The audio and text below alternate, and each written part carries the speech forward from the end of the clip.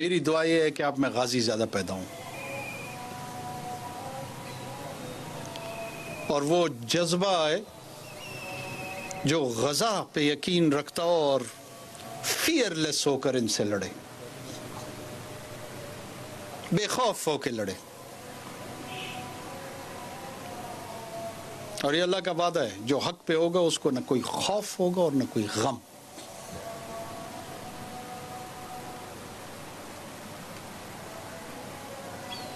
ये खुद को हमलावर क्यों करते हैं? डराना चाहते हैं हमें।